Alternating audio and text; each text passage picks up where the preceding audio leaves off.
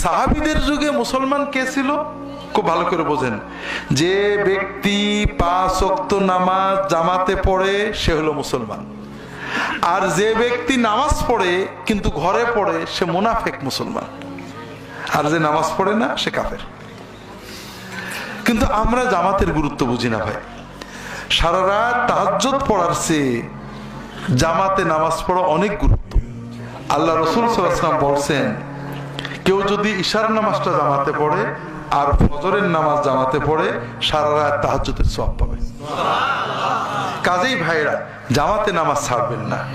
অনেকে বলে যে অমুকের পিছনে নামাজ হয় না, তমুকের ও ভালো ইমাম না। জামাতে নামাজ পড়া আমার জন্য ওয়াজিব। ওই ইমামের গুনাহতে আমার কিছু হবে না। ইমাম খারাপ হলে গুনাহ হবে মসজিদ কমিটির, সভাপতির, সেক্রেটারির। আমি সাধারণ মুসল্লি, আমার জন্য ওয়াজিব দায়িত্ব জামাতে নামাজ পড়া। কাজেই জামাতে নামাজ পড়বেন, জামাত যেন মিস না হয়।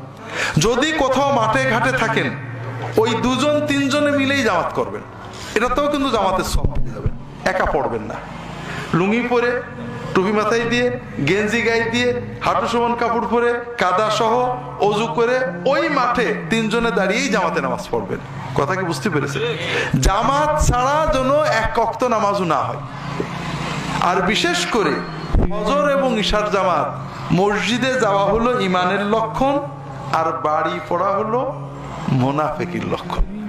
রাসূলুল্লাহ সাল্লাল্লাহু আলাইহি ওয়াসাল্লাম বলছেন, আফকালুস সালাতি আলাল মুনাফিকিন আল আতামাতা ওয়াস-সুবহ।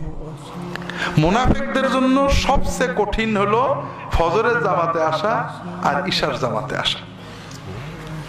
যদি তারা বুঝতো যে মসজিদে গেলে 2টো হাড় পাওয়া যাবে, সিদ্ধ হাড়, যেমন আমাদের বাংলাদেশে পরিভাষায় জিলেপি পাওয়া যাবে, তাহলে ওরা মসজিদে আসতো। কিন্তু আল্লাহ যে এত সওয়াব দেবে এই চিন্তায় মসজিদে আসে না। কথা বোঝেননি? যদি ছেলে ফেলে শোনে জিলেপি আছে, ঠিকই মসজিদে যায়।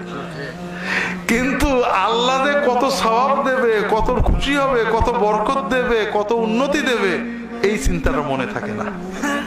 আর ইমানদারের চিন্তা থাকে আমার জিলেপির দরকার কি, আমার আল্লাহ খুশি হবে, আমার বরকত দেবে, দোয়া কবুল করবে, এই চিন্তা নিয়ে জামাতে নামাজে যেতে হয়। ঠিক না ভাই?